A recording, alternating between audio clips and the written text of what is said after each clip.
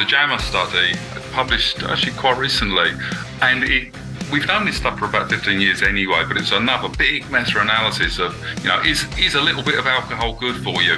No, the data show really clearly, funny enough, it's a neurotoxin. It's not going to be good for you in any way, shape or form. And when those studies, a little bit of red wine does you good. And believe me, Lee, I used to latch onto them when I'm thinking, well, if a little bit does me good, then, I'm pressing the magic button on my wine box. I'm thinking, yes, it's never going to be a health drink. Welcome to the 1000 Day Sober Podcast. My name is Lee Davey. I am not an alcoholic. I refuse to be anonymous. I am alcohol free as fuck, and I live a self-led life as often as I can. And I spend every single moment in my life helping other people do the same, like right now. I want to talk a little bit about power and alcohol. Now, as the listeners to this podcast will know, I believe that we are birthed into an invisible and violent and dominant belief system that I call the liquid lie. I used to call it alcoholism, but I find that that's a bit confusing for everybody. So today I call it the liquid lie. And because of the liquid lie, we are raised to believe that alcohol is normal, it is nice, it is necessary, it is natural, and it is noble. And because of that, from a very, very young age, we are conditioned societally, culturally, to really get excited and to really get enthused about drinking alcohol. In many ways, it is a rite of passage into becoming a woman and into becoming a man, right? It is absolutely ubiquitous, and this liquid lie is everywhere, all around the globe, okay? And one of the ways that this liquid lie works is when you get deeper into it, it has this ability to make you believe, when you really become reliant on alcohol, that alcohol and alcohol addiction and alcohol reliance and alcohol use disorder and alcoholism is a really powerful thing, right? It's a really, really powerful thing. If you Google what are the top 5 most addictive drugs in the world on Google right now, alcohol is right up there as one of the most addictive drugs in the world, okay? So there is a narrative, a cultural narrative that is woven into our DNA through the liquid lie that says that alcohol has all this power. If you want to be someone who is alcohol-free as fuck, you need to change that narrative. You need to question it, okay? And this question arises through a number of interactions with people recently who I'm working with as clients who have got a lot of sobriety time under their wing, and life is going to shit as it does. It goes up and it goes down, right? And then when it's going down, there is this question that comes up. Is this supposed to happen now I don't drink alcohol? Right? Am I supposed to be this overwhelmed now I don't drink alcohol? Am I supposed to be this sad now I don't drink alcohol? Am I supposed to be this apathetic, this lethargic, this tired? Am I supposed to be this angry and this irritable now I don't drink alcohol? And I think the two questions can be divorced. I think that in everyday circumstances, you're always going to have these moments where you go into depression, you get apathetic, you get lethargic, and you just can't be bothered with life. And everything just becomes overwhelming, irrespective of whether you're drinking alcohol or not. Like sober people who have never drunk alcohol in their lives still get into those spots, still get into those situations. And I believe that if we think that alcohol is somehow entwined into that conversation, then it allows our parts that really want to drink alcohol, it allows those parts to say, I told you so. We should never have stopped drinking this stuff. It's obviously that we need it, right?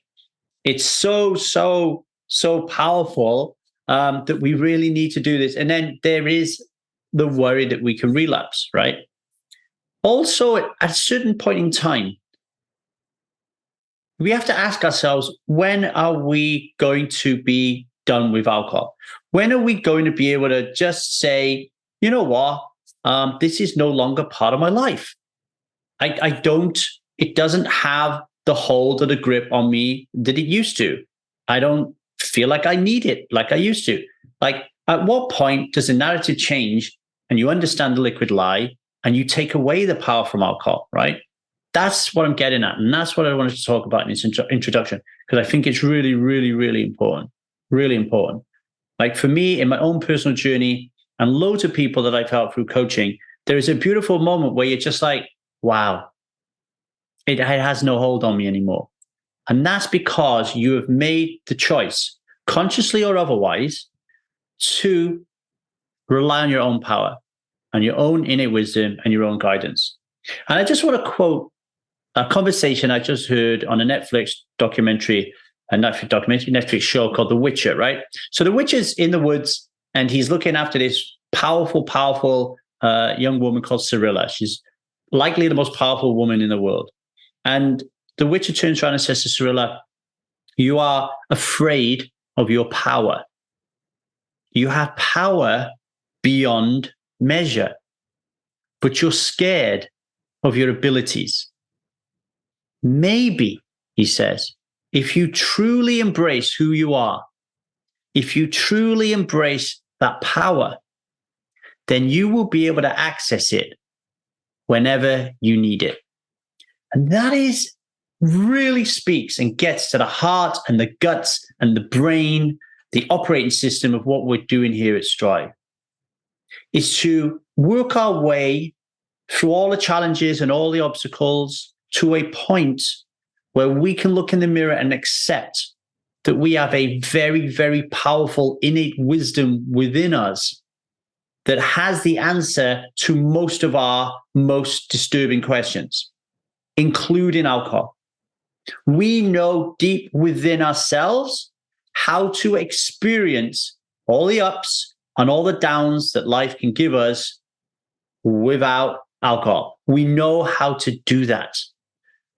And it can be very vulnerable and a very confronting thing to experience. Because if we can accept that we have all the power and we don't have to give alcohol power anymore, then the world is our oyster. And that can be very, very scary for people. This is why Gay Hendricks wrote The Big Leap and talked about upper limit problems. Upper limit problems are when we as human beings become terrified of taking ourselves to the next level. There is value in keeping us small. It protects us in a way. It keeps us safe, right? So if those of you out there are still giving a lot of power to alcohol, just reflect and ask yourself, what is going on here, right? What is going on? Is this truly warranted? Or is this going a little bit deeper that actually there's some questions that we need to ask about how comfortable we are about standing in our own power? You know, someone like Cirilla in The Witcher, for example, she can't just access it and go for it. She needs people and mentors and communities to guide her and to help her harness her power and to use it for good. And maybe the same is needed for you. Okay. Shout outs, couple of shout outs. Shout out to Polly and shout out to Susie, two strivers who have just reached 6 months alcohol free as fuck. To Polly and Susie, well done, both of you. The work that they've been putting in on Strive has been incredible, and it's really good to see that rewarding them, okay? A couple of free gifts for you folks. It is your last chance to win a 1-year Strive subscription worth $1,200. Just get over to www.thestrivemethod.com, sign up for the Crush Your Alcohol Cravings cheat code mini course, absolutely free. And we'll enter you in a lottery that is going to be pulled on the 15th of July. So if you're listening to this on the day it's released, you've got 1 day to get over there, get stuck into that course, and you could join us at Strive absolutely free for an entire year. All right. And a quick reminder, if you're not following us on TikTok, on Instagram, on Facebook, on YouTube, on Substack, and our email list, you're missing out, because we're one of the few entities out there that is producing new content on all of those streams. We're not repurposing it. New content on all of those streams. So go and check us out on those things. And obviously rate and review this podcast as well. If you think it's great and it's changed your life, let people know. If you think it's a bag of pants, absolute shit, and you're fed up with my voice, let the people know that as well. And our guest today, Oli Hollis, actually probably listened to every single episode. How about this for a story? Oli Hollis was really struggling with drinking at one point, found one of my books that I wrote off a friend, read it, found the 1000 Day Sober podcast, started listening to it, and he ended up stopping drinking. And now has just celebrated 1000 days alcohol-free as fuck. That's pretty cool, right? And that could be you if you're listening to this show. And he's a guest, right? He's a guest. He's going to be today's guest. Absolutely amazing. So Oli Hollis, he is an HPD-accredited clinical hypnotist and a registered physiotherapist with the HCPC. His specialty lies in managing pain, particularly in conditions like fibromyalgia, and he employs years and years of experience in his craft. Oli also uses hypnosis as a remarkable tool to aid in managing diabetes through dietary changes, promotes weight loss for those facing orthopaedic surgeries, and to encourage overall healthier lifestyle choices. And beyond the physical health, Oli assists individuals in overcoming addictions such as smoking, drinking, and his work doesn't stop there.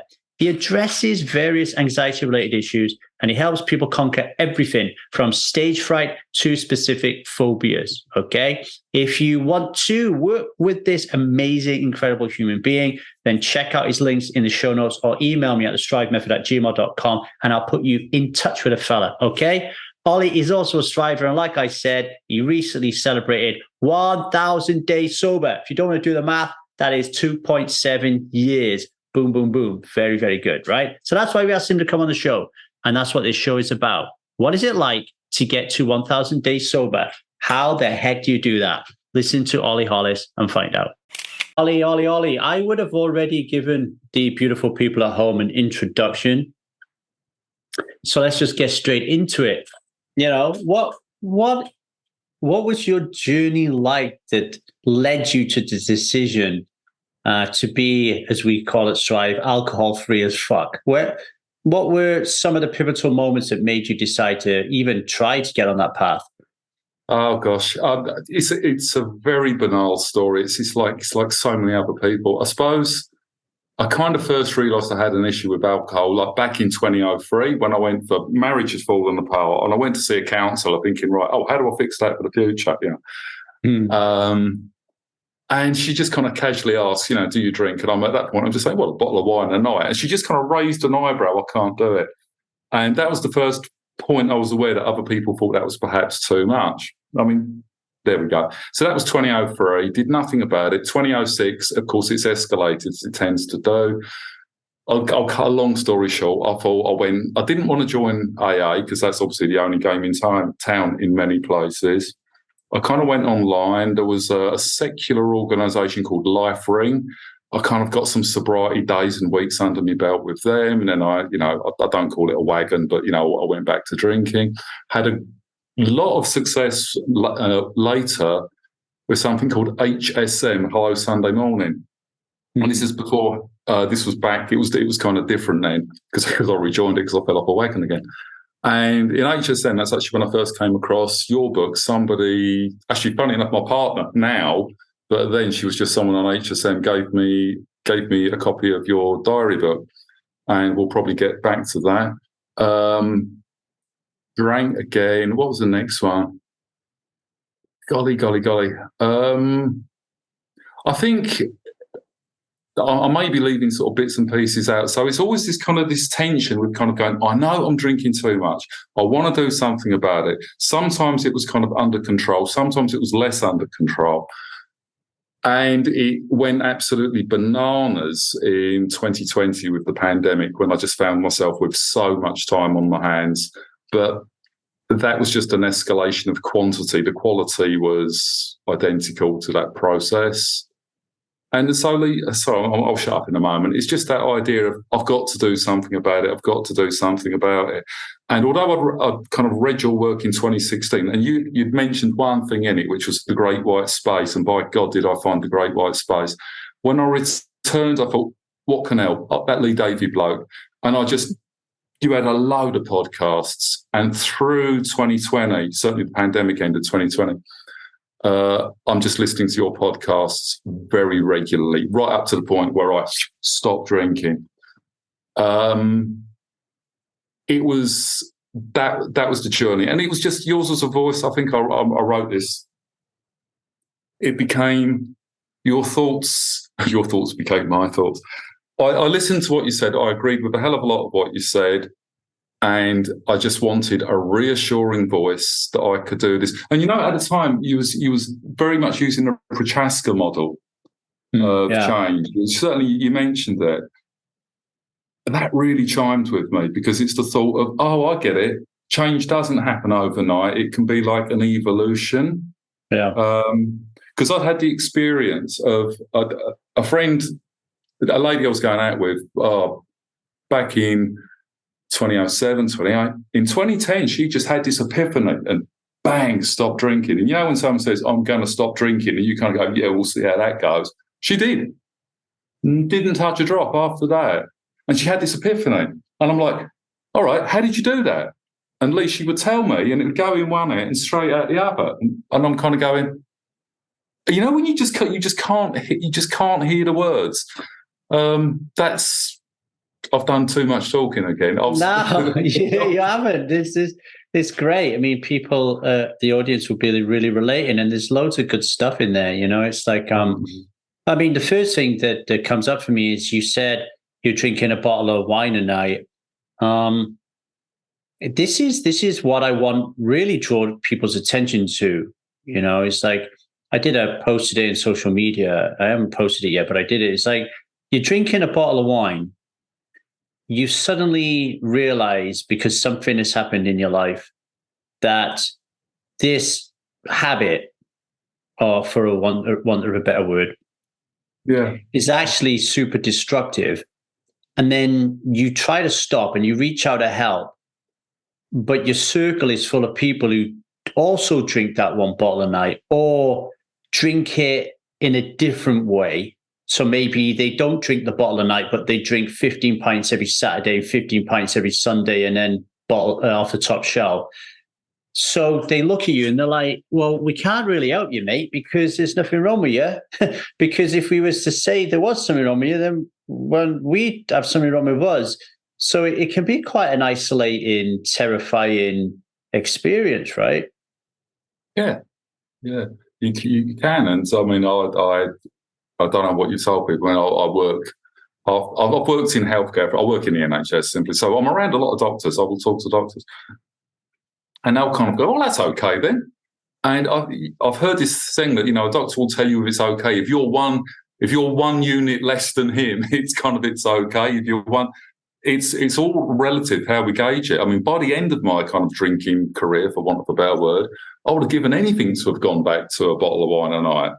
It's, as I say, there's no prizes for being greedy. It doesn't really matter if it's getting in the way of you, having a decent life. It's getting in the way, and it's just recognising it. And you think, crikey, this is escalating. This is not great.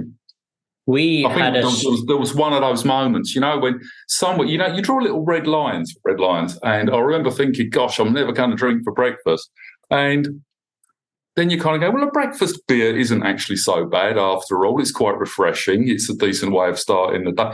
You're thinking, no, that's bananas. But at the time, you're just... Yeah. And now all the pubs are open for breakfast and serving people who are drinking it as I call it the liquid lie, and it's another way of normalizing.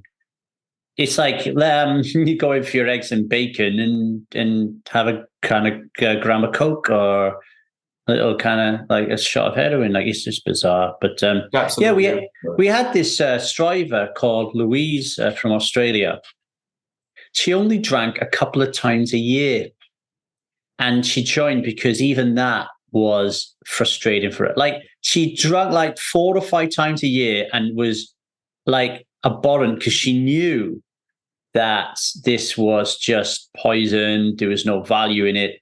Yet she got sucked in 5 times a year and she really had an issue. So it just goes to show that your self-awareness on this thing is like super key. What was the most challenging part about deciding to quit alcohol for you? The first thing that came up there was making it stick. When I finally quit, it was absolutely effortless. All of the work went in beforehand.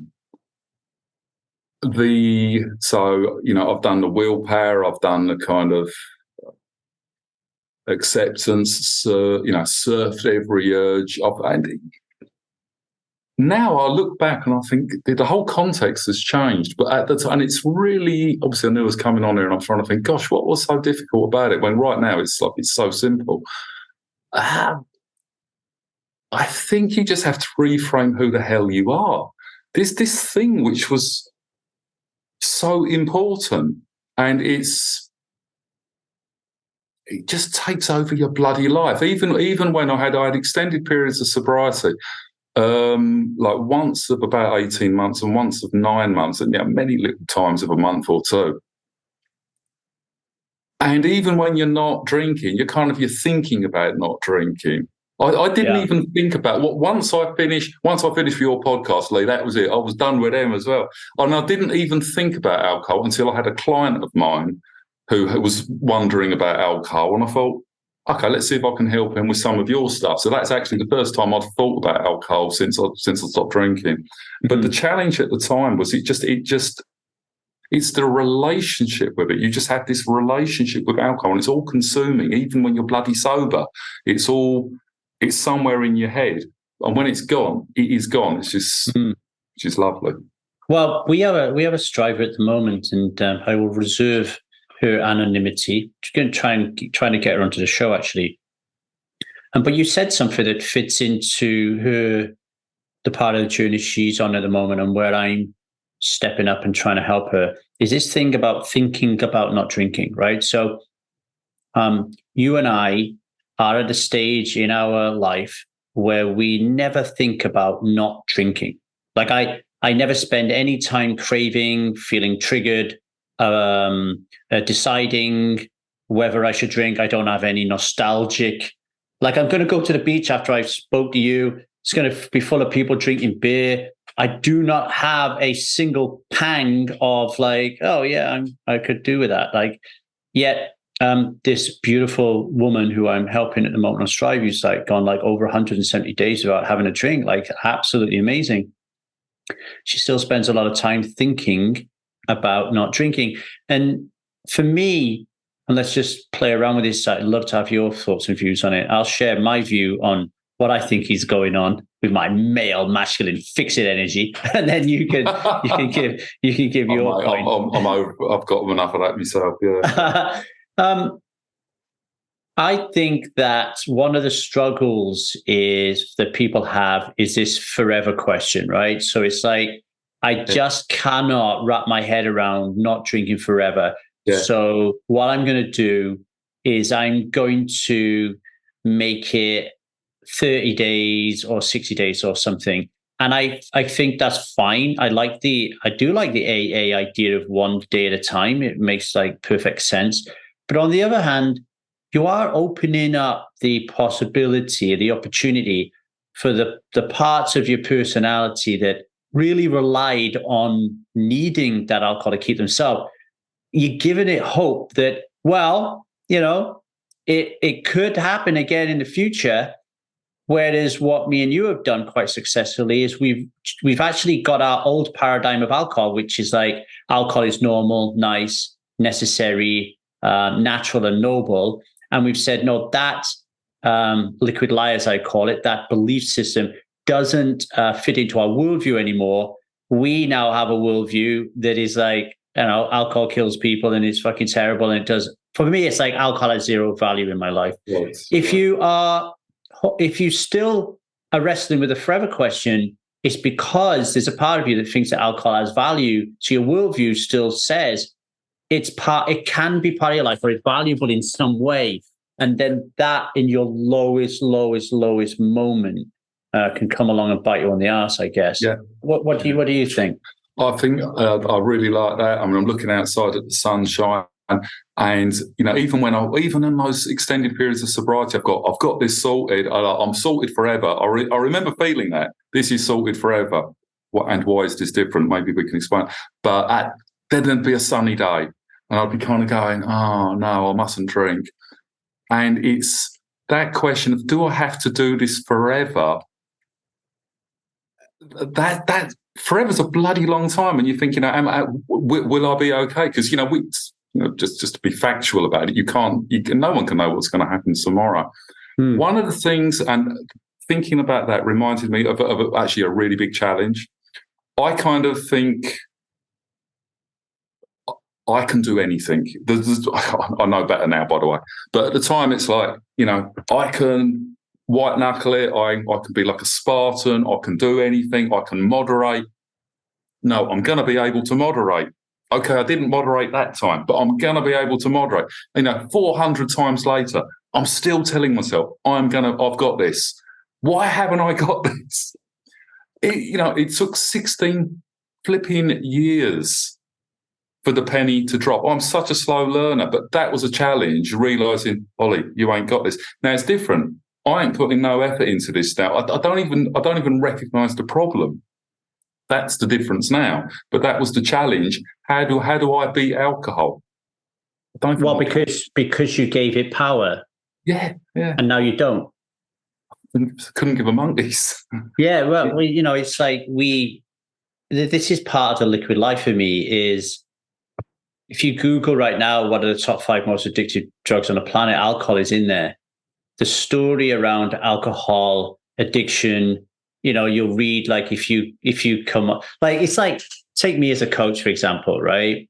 Who's not had quote unquote letters behind your name training. You always have to have this stupid disclaimer that please check out your medical supervisor and take medical advice before you decide to quit, because I'm not a medical practitioner, et cetera, et cetera, et cetera.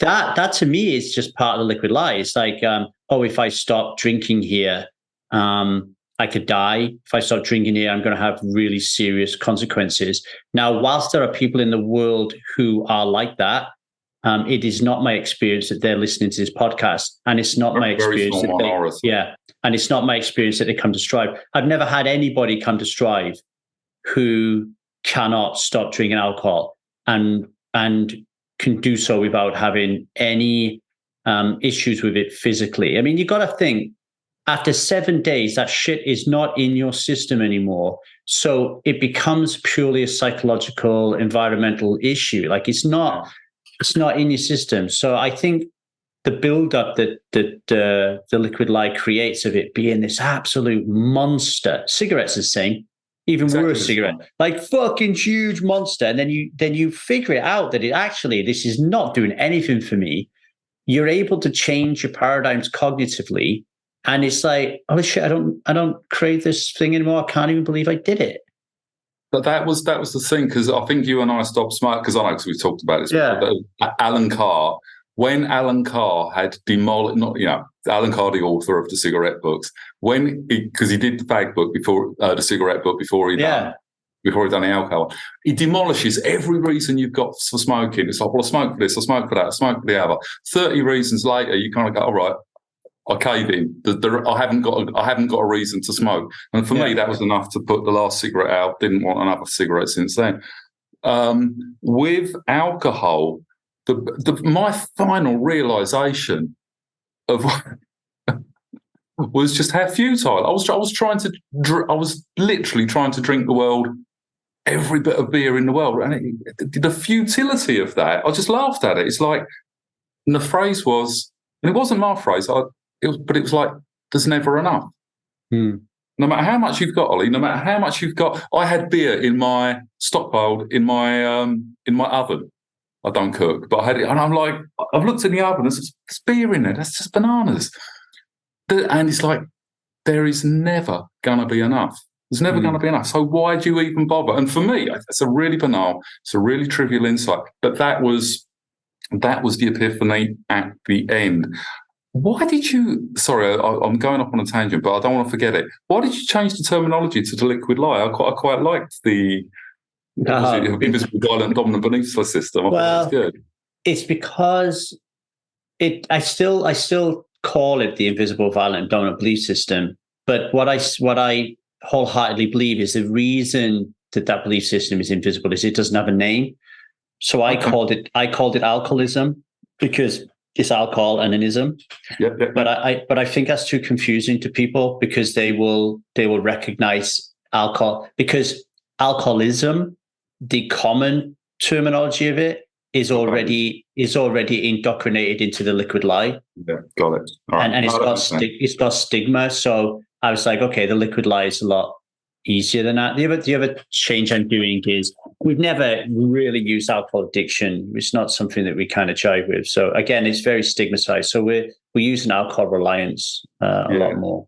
I have in the work in my other life when I'm working with people, I use a beautiful biopsychosocial model of addiction, which acknowledges the physical side of it, but also acknowledges the psychological side of it, and also acknowledges the behavioural side. And it's just a very, very simple model of, if you want to call that, because people can get very hung up. Oh, is it a habit? Is it an addiction? And it's just terminology. And so it's just nice to get into the detailed degree of what are we talking about here. So, because that will be different things for different people. The biopsychosocial model, the first heard that, I interviewed a lady, she wrote a book about it, and I interviewed her on my podcast donkeys years ago. Very smart woman. But yeah, I mean, the terminology, I look at the terminology in a different way. Like I look at the terminology as being an excuse for the parts of our personality that really want to neck it down us to attach to that terminology and use it as a way to keep doing what you're doing. So it's like, if, for example, using the word alcoholic, right? So when I grew up, an alcoholic was right up there with rapist, pedophile, like they're three things, druggy. You just did not want to be called those things when you were growing up, right? And then, so the liquid lie's use of the alcoholic as being, that's when you know you've got a problem, allows people like me to say, well, I'm not an alcoholic. Like I don't drink out of a brown paper bag. I don't have all these issues that these people have. I don't smell a piss. My face isn't falling apart. So I'm not an alcoholic. So therefore, ergo, I don't have a problem. So I can still keep falling for the TV ad of Jim Beam or some other stupid advert of a beautiful woman tapping into a cask and sniffing it and saying it's like it's the most beautiful thing in the world. So that's what I don't jive with terminology. But I think being able to say I'm reliant on alcohol versus I'm addicted to alcohol, I think that's a big shift for people, you know. And the simple test for me, I don't know what you think about this, but the simple test for me is just try stopping. You know, like some people would say to me, Ollie, when I say to them, just try stopping, and they'll say, I can stop easily. Yep. And then I say, well, why do you start again then? You know, and these are the people who are seriously trying to stop because they think they can, just not being facetious about it. And I say, well, it had nothing to do with the alcohol. What it was, we were all going out with the boys on Saturday night. And I just felt a bit peculiar that I was the only one drinking, but it has nothing to do with the alcohol. And I'm like, brother, that is your reliance. Yeah. But they can't see it. You know, you can't see it. People will be in. I don't like the term denial, but it's actually a really good one. This one is one. Yeah. Is a useful term. It's a sort of denial of a problem. It is very difficult to see the problem because it is absolutely pervasive. It is absolutely everywhere. God, how many times people will say, well, you know, a little bit's good for you, a little bit of what you fancy is good for you. Funny enough, I was listening to a podcast on the way up here, and it was a JAMA study published actually quite recently. And we've known this stuff for about 15 years anyway, but it was another big meta-analysis of, you know, is a little bit of alcohol good for you? No, the data show really clearly. It's, funny enough, it's a neurotoxin. It's not going to be good for you in any way, shape, or form. And when those studies, a little bit of red wine does you good. And believe me, Lee, I used to latch onto them when I'm thinking, well, if a little bit does me good, then I'm pressing the magic button on my wine box. I'm thinking, yes, it's never going to be a health drink. We interviewed. Sorry, carry on.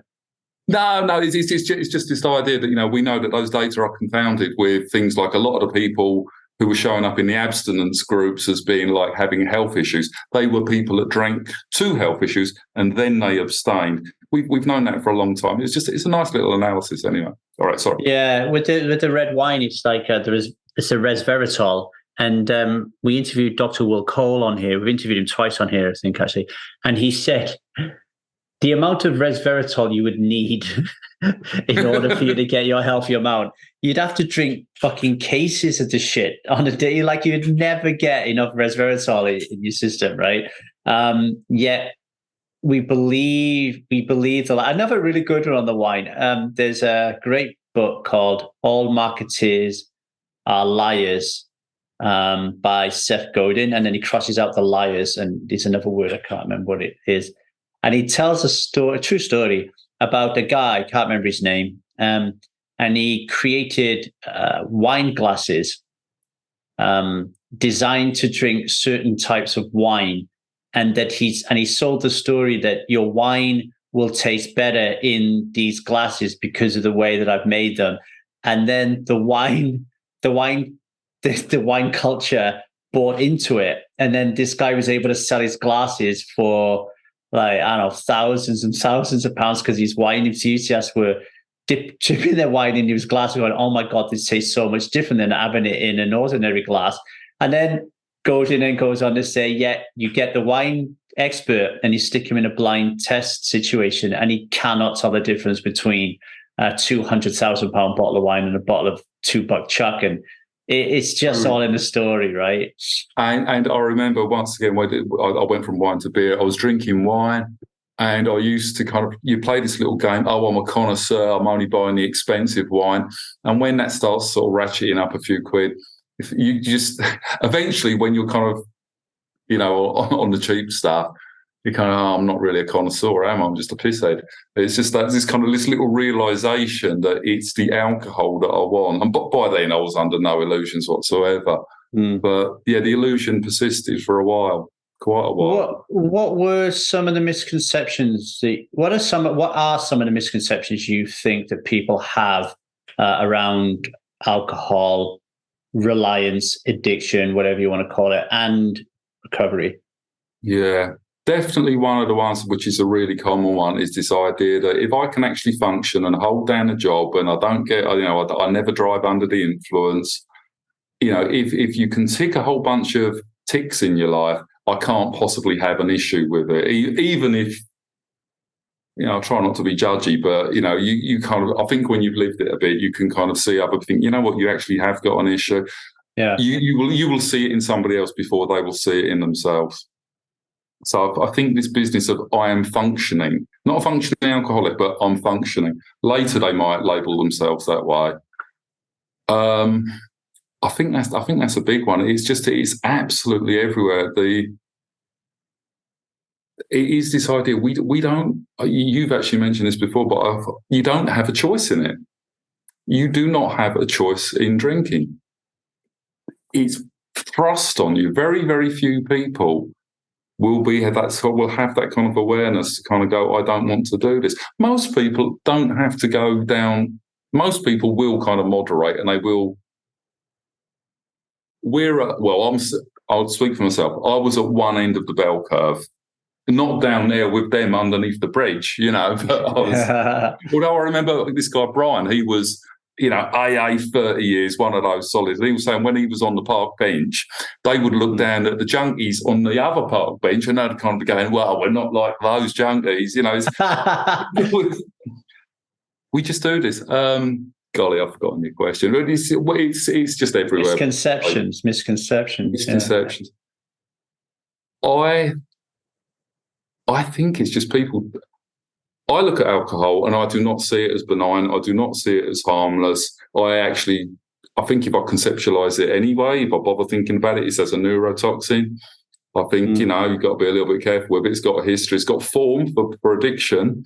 But I just think of it as a neurotoxin, I suppose, if I think of it in any sort of way. Other people don't look at it like that. They see it as their entertainment. So when I play in a band, I make my living with drunken people dancing on Saturday nights. Most of them, I suppose, are absolutely fine with it. They're doing what, don't know how much they're thinking about it, but they certainly seem to be enjoying themselves. Some of those people will have a problem. And it is interesting kind of looking around when you're scanning the audience, because I'm not scanning the audience, A, for trouble, and B, who's drinking, who's not drinking, that sort of thing. And there are people that don't drink. They are out there. Yeah, there's a few of them. There's getting more of them. What were some of the coping mechanisms that you used that was successful or unsuccessful? And did you have any coping mechanisms that you tried and they weren't successful, but later on they were? Like, because you just hadn't had that epiphany, or you just didn't realize how to use the tools, right? I remember. So my coping, when you look at, right, one of the things I thought would be really helpful would be, why don't I gather some data on this? And so I've actually got my other half laughs. I've got spreadsheets. Most people don't have a clue how much they drank. I can tell you exactly how much I was drinking 7 years ago on any night of the year. Why? I've got spreadsheets full of data. Why did I collect those data? Because I thought, if I finally see what I'm drinking in black and white, I will absolutely, unquestionably stop, because I'll be presented with reality. Now, I just collected more data. So that I thought was going to be a coping mechanism. I thought that was going to help me. Spectacularly unsuccessful, but quite an interesting data set, to be sure. What else did I try? With my work with people who have got persisting pain, I got into a form of sort of have you heard of acceptance and commitment therapy, ACT? It's one of the third wave therapies. So you've got CBT, and it's a therapy like CBT in a way. It's different, but it's a behavioural therapy. Point is, that was that was my introduction to mindfulness, because ACT it's got mindfulness in it. So I thought, this is handy. I wonder if I can use some of that. That was my introduction to, oh my God, what's going on up here? And where I started then getting some perspective on my own thoughts as thoughts. So then it all became a little bit meta. It's like, okay, I'm not just with the mindfulness experience, which I very much enjoyed and enjoy. It wasn't just I'm having these thoughts and they were real. I mean, they are real.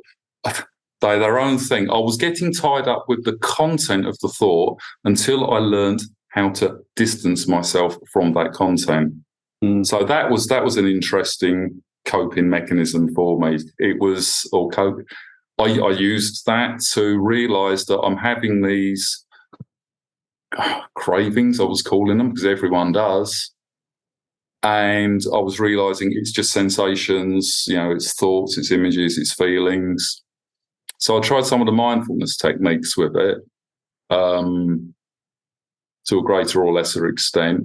And then there comes a point where you had to use the terminology I'm sure you're familiar with. You just press the F it button and go, sod it, I'm going to have a drink. And that's, but you can cope up to a point. I could cope up to a point. I remember there was once where I was doing so well not drinking. And this is story from the First World War, that these soldiers would have superstitions that there was kind of like a bullet with their name on it. And I think in Blackadder, Baldrick's got one with a name on it. I suddenly had this idea that there was a bottle with my name on it.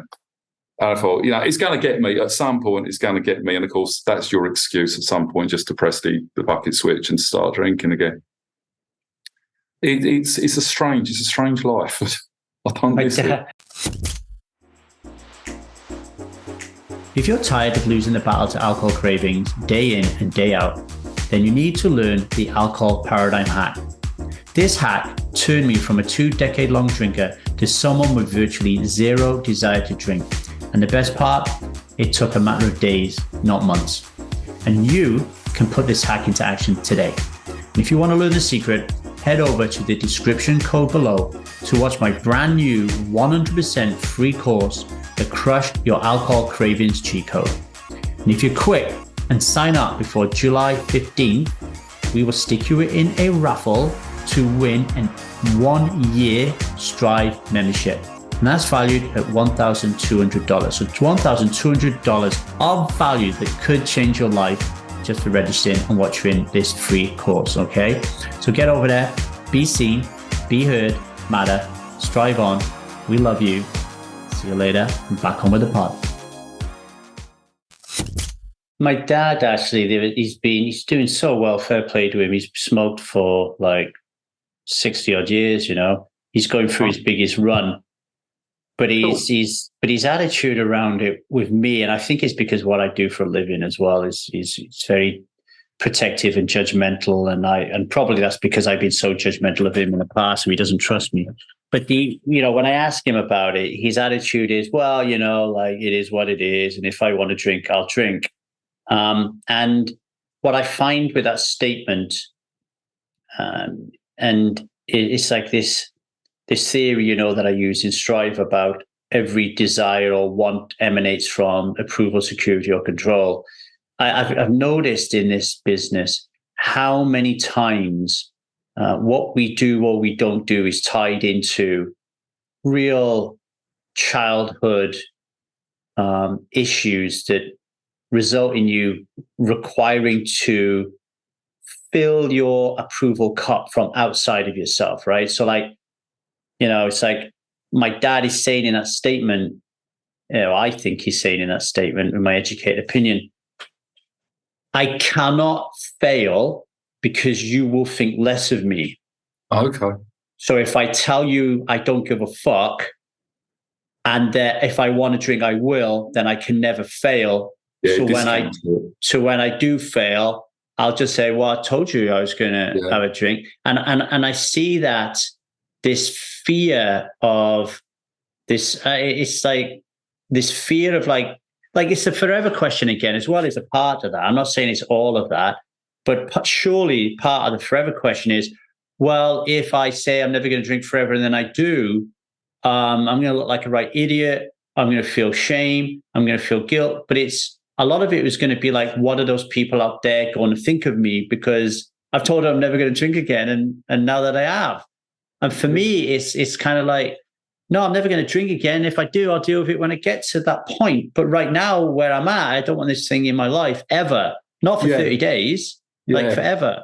You know, the 30-day thing I think was really useful for HSM. I remember that because I was a time I couldn't even string 10 days together, and I somehow made it. Yeah. So the bit by bit approach was good. That bit, I remember doing this 18-month stint, and somewhere about the 12-month mark, I'm like, yeah, I've cracked this, I've got this done, and I suddenly, because gosh, alcohol can half make you secretive. And at about the 12-month mark, I'm like, I'm done, I'm sorted. And then, of course, at 18 months, it's like, I'm drinking again.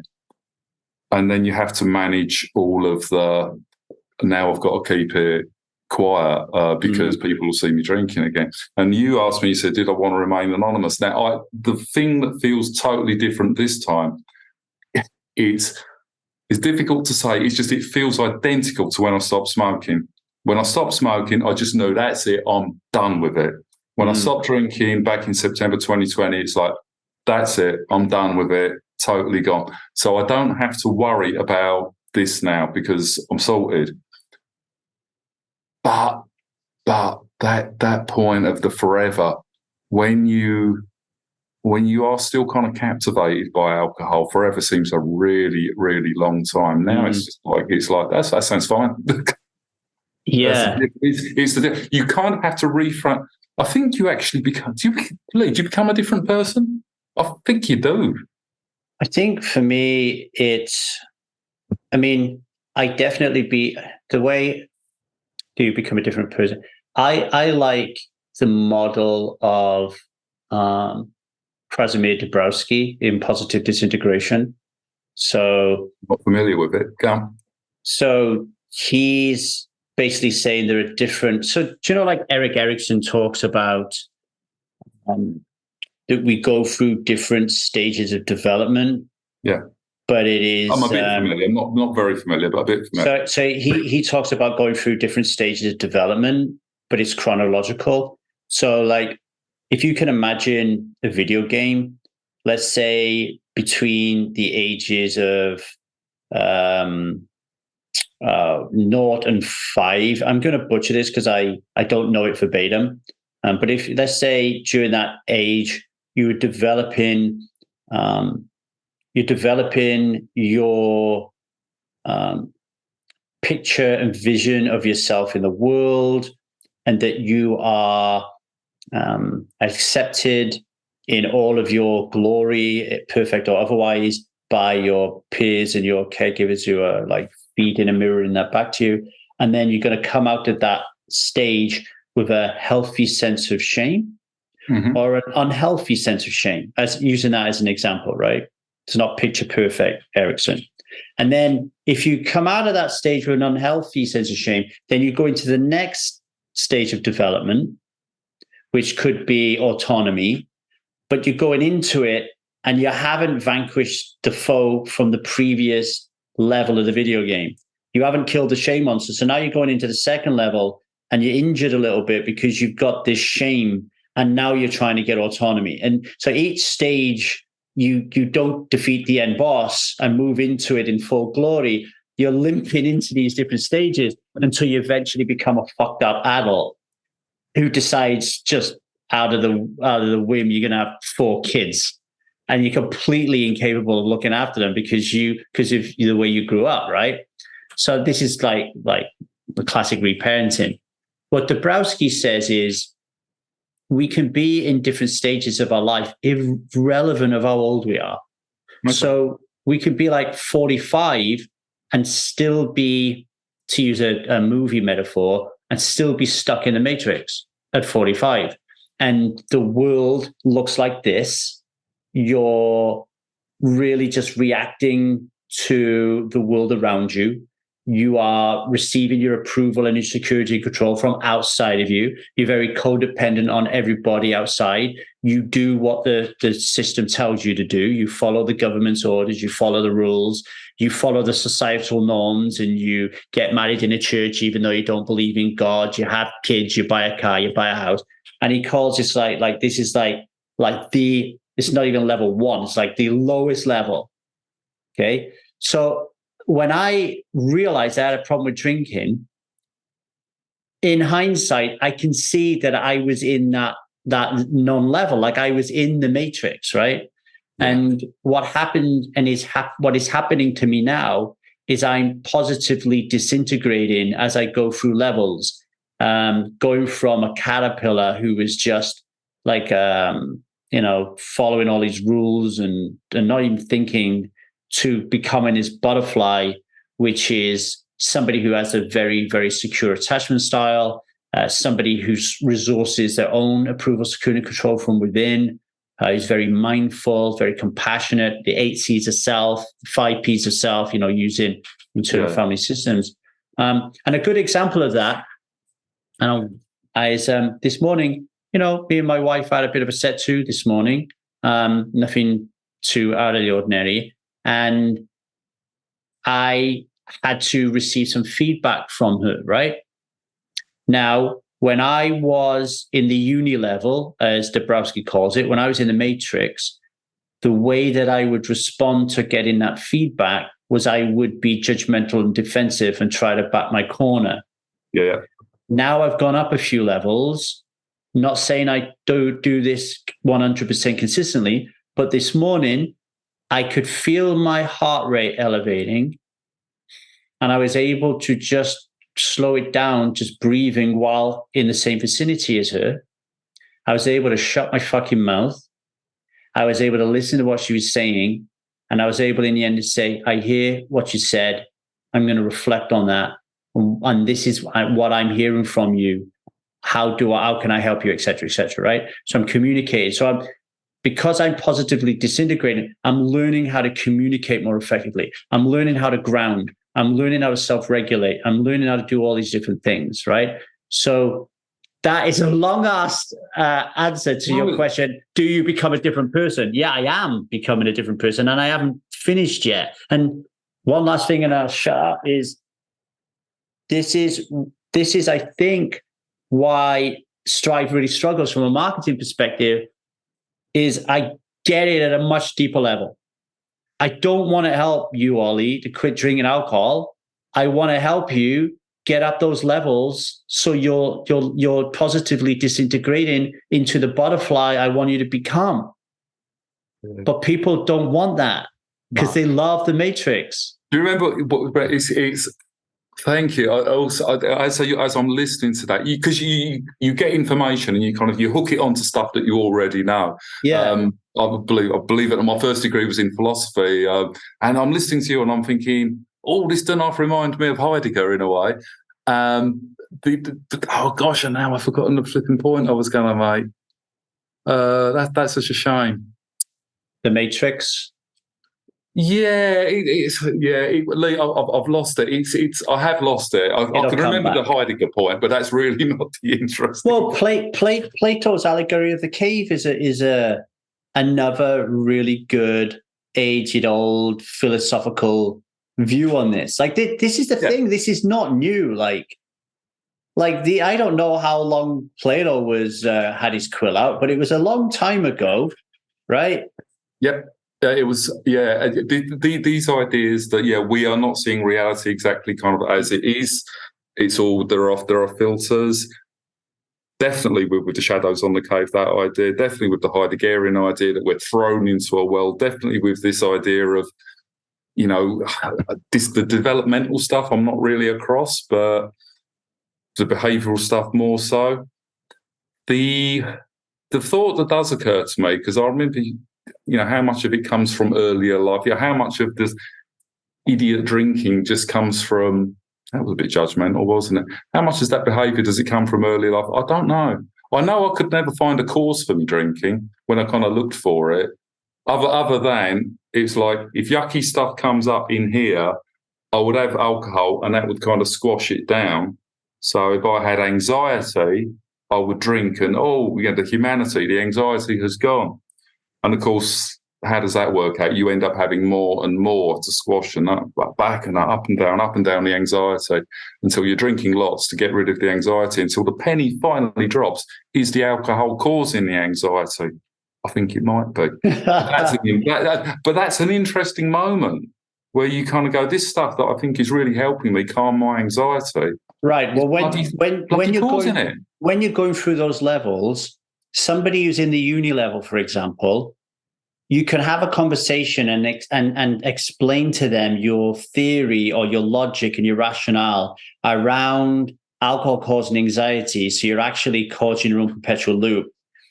They can get it rationally and logically, but because they're in the uni level, it's not going to stick. It's what Jeremy Griffith calls like the death effect, right? It's not within the system's, what's the word I'm looking for, benefits to take it on board and listen to it until it is. And that's the epiphany. Like until the epiphany comes on board, which then for me leads to what I call the vow. Like that really, I'm at the church, I'm looking in this woman's eyes and I'm vowing that I'm never going to sleep with another woman again in my life and I'm going to be with you till I die. That moment of I'm never going to drink alcohol again. Like it's very difficult to teach, but we both experienced it. It's like there has to be a moment where you make a fundamental choice to live your life very differently and start to move up those levels, right? Like I really think like that was a powerful stuff. And for me, Oli, I'm like you, I never drank for any other reason than the liquid lie had brainwashed me into believing that it was normal, necessary, natural, nice, and noble. Yeah. And because I believed those 5 N's, it just made sense to drink. And then when I stopped believing those 5 N's, it didn't make sense to drink. Yeah. And I'm a very rational, logical guy. But I didn't drink alcohol to deal with my childhood trauma. I shouted at people. No, I did. Like, I just lost my shit. People say to me, what did you use for coping mechanisms then if you didn't use drink? I didn't. I just shouted at people. That was how I coped. I wonder what, how the hell did I cope? I don't know. I can't remember how I coped. First time round was the encounter with the big white space, actually. And I think the way I coped, I spent all my life on HSM. I did a lot of writing, actually. It's quite good. You express yourself quite a lot. Well, you're a very good writer. Thank you. I do enjoy it. And on HSM on Hello Sunday Morning, I wrote absolutely loads. And second time round, I didn't have so much big white space. I didn't do quite so much writing. I think I just kind of white knuckled that one. I coped by going, I will not let it defeat me. Don't know what happened there. That experience here, the white space of it, what I particularly like about the strive thing is the acknowledgement of, okay, now you don't drink. What are you going to do next? What are you gonna do? How are you going to fill that white space? Yeah, and look, there ain't no white space this time. I think, as I told you, my day 1000 was exactly like my day one. The moment I had that epiphany, that was it. I was done. I was sorted. Yeah, and it was just like 1,000 days of being day one. There was no white space on the last time. There was no white space, but it was good. I just remember you saying on your podcast, and I'd be really hungover, I'd be listening to your podcast, you'd be going, strive this, strive that, and you'd be going, and stage 6, and I'm just fucking done with it. And I thought, I'm having that. Whatever that man's got, I'm having it. But that's kind of what I hung on to. That's when I said I liked your podcast. It was that simple, clear idea. And they were really punk podcasts. I think you was doing them on an iPhone in a bloody Starbucks in California.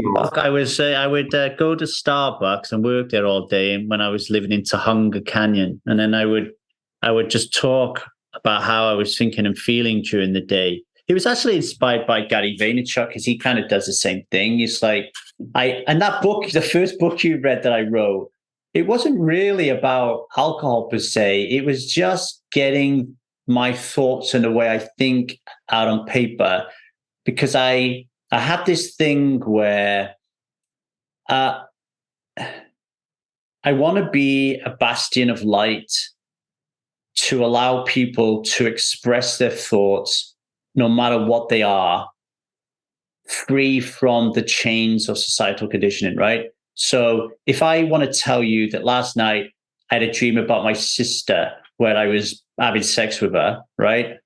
I want to tell you that that's the dream I had last night, and to be fully unencumbered by any social stigma that there's something wrong with me because I had a dream that I had sex with my sister, something that I cannot control, right? Can't control your dream. Right. So like a friend said, what a friend said to me the other day, people are going to be listening to this and say it's very un-PC, but he's renting a place out, and he rented out to a guy who's homosexual, right? And the first night that he moved in, he brought a boyfriend around with him. And my friend said to me, I don't have a problem with gay people, but it was really uncomfortable that first night for me.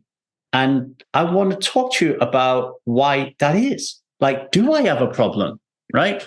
Now, holy shit, man, you need to be vulnerable enough, and trusting in the world or someone to say what he said, for you to then ask him, so tell me more about that then. Otherwise, it just stays in his head. Yeah. And that thought could, if he has a big inner critic, turn into a big pounding, which could, if he has a tendency to drink alcohol, to drink more alcohol, right? Like, and this is where, for me, Strive, the community, like I want to always encourage people to be open and to share and to talk about things that would make other people's toes curl, but it doesn't make our toes curl. It's really difficult though. But for me, it's so refreshing. Yeah, I think also, if you're a therapist, you learn to listen in a very non-judgmental way as well. So, and you kind of realise a lot of people, in the public, they don't do that. They don't listen in that kind of therapeutic way. Or I don't do it 100% of the time. Be okay with judging. So, for example, if I tell you that I had a dream that I was having sex with my sister, I think it's perfectly okay for you to go, oh, that's a bit weird, judgmental, and then check into yourself and go, oh, I was a little bit judgmental there.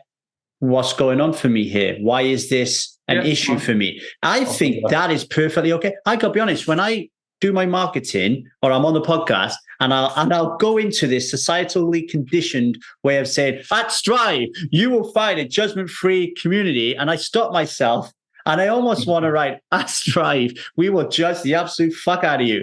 And then we will stop and we will get grounded and we will ask ourselves, what is it about me that I hate in that person that phrase or sentence, right? No, fair play. That's probably a little bit more accurate. Yeah, that is. I think so. Quite funny. I think so. That's cool. So, well, should we end this? How should we? 7 more minutes.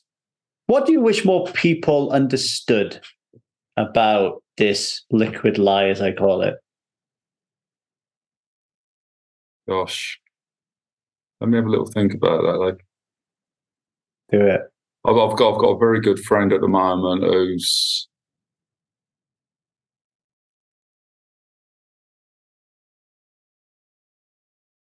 so many metaphors. The one that springs to mind is the idea that a fish is the last. The fish is going to notice the water last of all, because when you're swimming in it, you just do not notice it. We are literally we're inhabiting. We don't choose which culture we inhabit. You know, here I'm in East London at the moment. My son's in the States. Very, very different cultures. You're just thrown into your culture, and you do not choose your friends. So you've got the culture, you've got your friends, all those voices, and in there is this normalized behaviour of drinking. Most people are I say most people are okay with it. I don't know. I suppose they are. And I think I wish people knew that you can get into a pickle with it in a way which is just not shown. I mean, you never see an advert for someone having a beer at breakfast. I'll tell you that. You just don't see that. You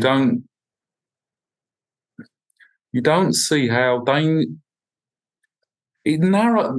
trouble with drinking all the time when it's an issue is it just narrows the focus of your life down. Your behavioural repertoire goes right down. And I know when I was drinking, there was so much that I was not doing because it was just all focused around bloody drinking.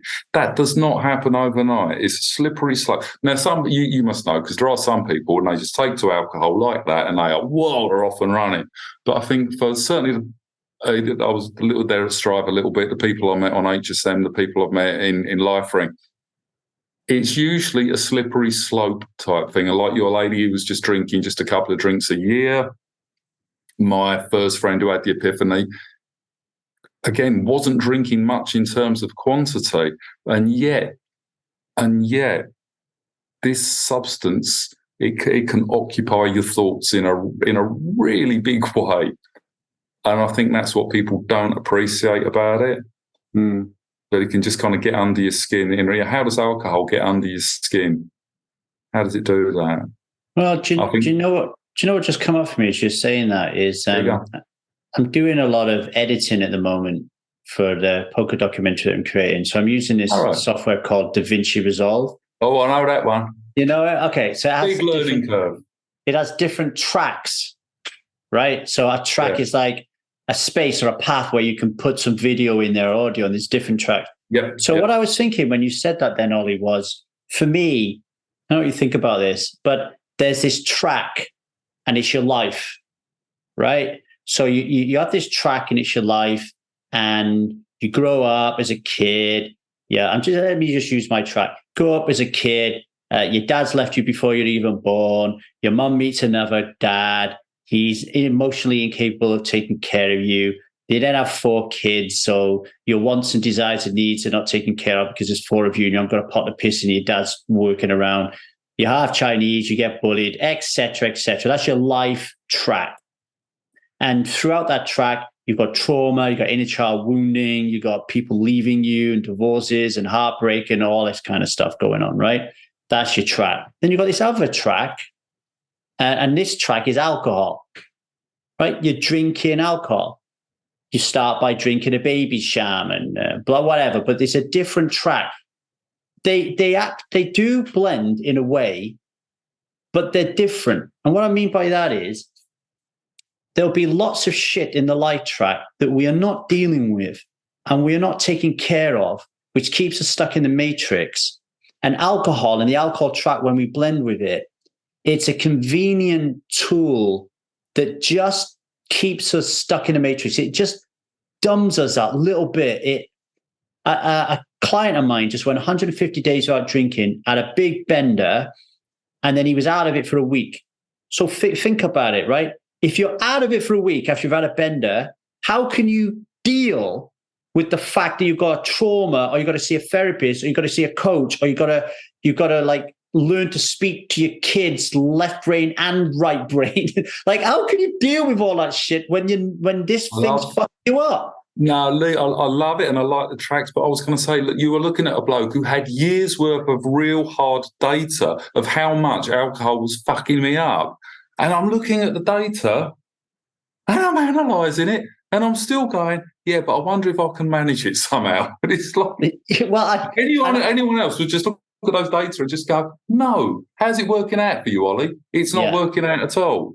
Yeah. That is how alcohol keeps you stuck. You can't even see the nose on the end of your face. Yeah. Yeah.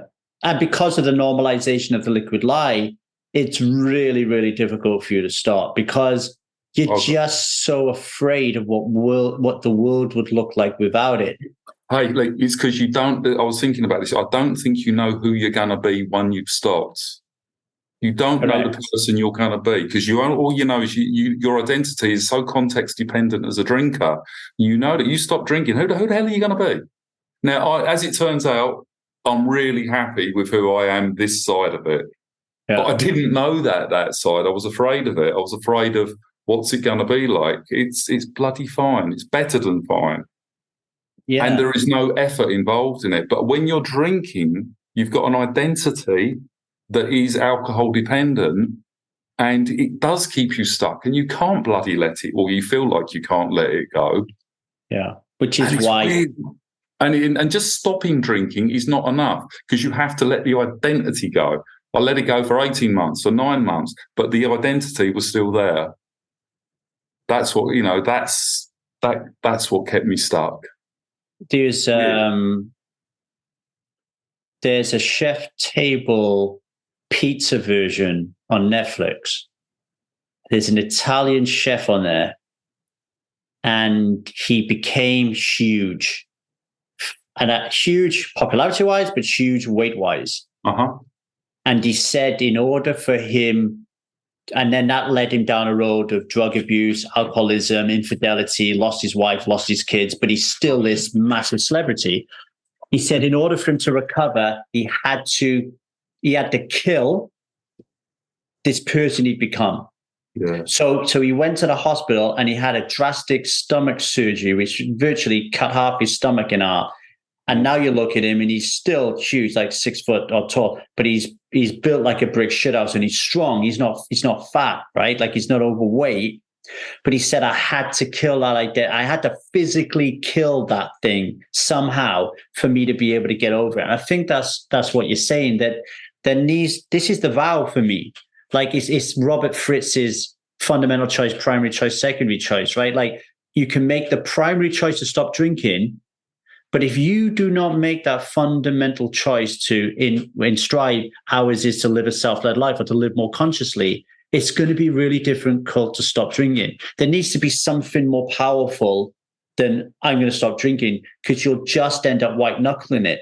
Yeah. And I think the biggest issue in the whole industry around sobriety, or alcohol-free as fuckness, as we call it, right, is that people just get lazy by default, this human condition, and they white knuckle. Like even at Stride, you got all the tools in the world, you got all these wonderful quest structures, you got all these things. People will still choose to white knuckle over doing that shit, right? And you can end up, me and you both said this, you can end up stopping drinking and still be a right dick. Yep. And that's white knuckling it for me. It is. And also, white knuckling is hard. It's like, I wish everyone could have an epiphany, is basically it. But you have to work at that epiphany for yourself. And whatever that is, it can actually be very trivial. But once the penny drops, it's, as you say, you're just fucking done with it. I think if you can create the belief that it's not a question of if, but a question of when, yes, and surround yourself with the right people, then your epiphany will come. Now, whether that was your message on the podcast, that was what I latched onto. There was a process of change, and because I was just thinking, oh fuck, I'm failing. And what I heard from the podcast was there is a process of change. And just keep on, Ollie. Just keep on. You're going to get there. You're going to get to stage 6, and you're just going to be done with it. And it's like Lego blocks. So what I want to do at Strive is like I want you to keep compounding your successes. So Alan Carr helped me stop smoking 22 years ago. Yeah. 13 years ago, I didn't even have to read the alcohol book, because I took that building block of the smoking, and I said I'm going to use the same process and to analyze alcohol, and it was the same. It fitted like a glove, and I'm just like, okay, this is it for me. I know we got to wrap it, but that was quite interesting, because I tried the Alan Carr alcohol book, so I'm thinking, well, it worked with the smoking, didn't work with the drinking, but I was not ready, and it just had to be a longer process. And for me, it was a completely different book, but it gave me the seed of me going, oh, I can do this. And all the stuff I'd listened to from you, all the work I'd done as well. And like I say, when the apple finally falls from the tree, it looks quite dramatic. Look, he's alcohol free. It's that, like, there were long time ripening, ready to have it. Oli, congratulations on your 1,000 days sober. You listened to the podcast. Now you're a guest on it. We'll have you on again in the future for sure. Thank you very much. I really appreciate you. I'm going to go to Barry Island and have a lovely time down there and build some sandcastles. So you take care, yeah? Yeah, you take care. Money go. Bye for now. I hope you enjoyed that episode. Just a few thank yous. First of all, I want to thank you guys and girls for listening to this podcast and being supporters of it.